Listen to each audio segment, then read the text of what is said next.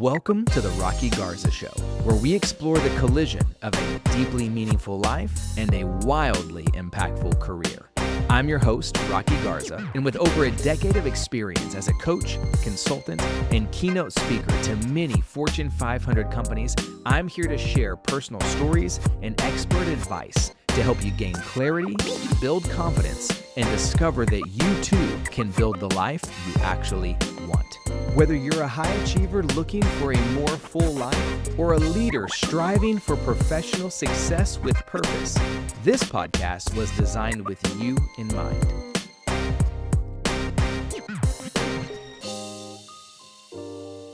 The stories we tell them about them.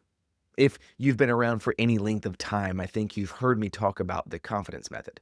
This is our methodology that we use to help individuals extract where does fear, doubt, obstacle, insecurity come from, and how do we build a life of deep belief about not only what is true about us, but what is good. See, this narrative and this framework comes from our ability to recognize two stories, the ones that we tell ourselves and the ones that were told to us about us. But today I want to take it one step further, and today I want to talk about the third story. And this is the stories that we tell other people about themselves. See, as leaders, our words carry weight. As parents, our words carry weight. As coaches, as partners, as managers, as brothers and sisters, as anyone with influence in another individual's lives, our words carry weight. And often, way more than we think. Because see, every time that we speak into someone's performance, their identity, their character, their potential, I believe that we're planting a seed of sorts, a story, a narrative that I believe that they will carry with them for a very long time. And most of the time, they remember what we say way longer than we do. The one-off comments, the throwaway line, the potentially unknowingly passive-aggressive feedback, the exaggerated praise with no follow-up. Every single one of those tells our people something about who they are. And over time, I believe that story becomes something they have the potential to believe. Now, before we move on, if you're thinking to yourself, that sounds like a them problem and not a me problem, then I would encourage you to go back to the confidence method for yourself. Because the whole reason we developed the confidence method was because of the reality that we're all willing to admit that the stories told to us about us had a distinct impact on our lives. That is something you would like to argue. That is something that you would like to call BS on. If that is something you would like to say is not true, then I would encourage you to find me, shoot me an email, and let's talk. I've never found a human being in my life that didn't find that their life was being impacted at some point by the stories told to them about them. Therefore, I think then it begs the opportunity for us to recognize what are the stories we are telling others about themselves. You see, every one of those things that we're saying about telling someone about who they are, and over again, they're going to begin to see it and believe it. How does the saying go? I can prove to you that this is true. Why? Because how does the saying go? If someone told you 99 great things and they told you one bad, what's the single one that you will always remember? Exactly. And so I want to be clear. This is not a pitch to never speak clearly. This is a pitch to never give feedback. This is not a pitch to never hold someone accountable. This is never a pitch to say that we should never tell anybody exactly what we're doing or what we're thinking. If anything else, my goal, my desire for you is that this is actually a pitch to do all of those things, but to do those things in a way that allows us to be clear, to be honest, to do it such that we're not trying to be demeaning or trying to create some level of superiority or some level of proof of ignorance in themselves. You are ignorant. I am ignorant.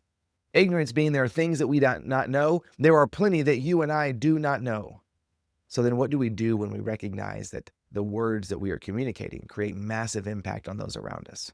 What's something that a leader has said to you that you still carry, good or bad? Is there something you still remember? I have many examples of both. Things that leaders have told me about me that have stuck with me for more than 2 or 3 decades. So I want you to consider that for yourself. What are those? How are you communicating that? And what does that look like? If the confidence method helps us discover the stories that shape our belief in ourselves, then we have to own the fact that we're doing the same thing in other people's lives all the time. We're doing the same thing in our team's life every day. We are shaping confidence or we're shaping confusion. We are shaping belief or we are shaping doubt. We are shaping clarity or we are shaping shame. And I want to be very clear to you, this is not just through formal feedback. I'm talking about casual hallway comments. I'm talking about reactions in meetings. I'm talking about the fact that you don't put your video on a video call when a certain person shares because you think it's not important because you're their boss or they don't report to you. I'm talking about emails being sent in a rush. I'm talking about praise that's too generic. I'm talking about facial expressions that you make to somebody else, but you're unaware of it because you don't take responsibility for the thing that you're doing. I'm talking about being on your phone while they're presenting. I'm talking about nodding in affirmation, but not actually looking, which means not only do you not believe that it's good, but you probably don't even believe that it's true. See, all of those matter. All those matter because leadership isn't neutral. Leadership isn't neutral because every word you speak into someone else, I believe, is either a mirror or it's a mask. It is either reflecting who they are or it is hiding something about them. And so I would ask that you would consider for yourself, when is the last time that you told someone what it is that you actually saw in them, not just what you needed from them? When's the last time that you found yourself speaking in such a way that you were talking about people's future potential rather than consistently talking about their past mistakes? Again, I'm not asking you not to hold people accountable. I'm not asking you not to have a moment where you're willing to dive deep with someone. I'm not saying that we're not willing to give good, honest feedback about how someone can improve. I'm just asking, are you aware of the stories that you're telling someone about who they are? So here's my invitation to you. Let's be honest. Let's be honest with ourselves and start thinking about your leadership in a way where you're thinking about, how do I get strategic with my storytelling? How do I get really human with what I see in other people and the things that I want to draw out of them?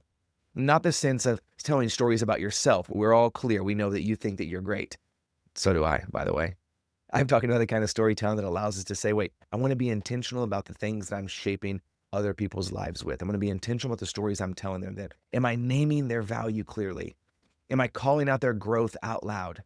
Am I holding them accountable in a way that reinforces the belief about what I believe to be true about who they are and what they've communicated to me, as opposed to just leading them through their tasks?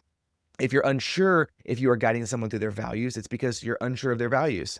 If you're unsure if you're leading them in the direction they want to go, it's because you don't know where they want to go. Both things I think are really valuable as leaders to walk our people through.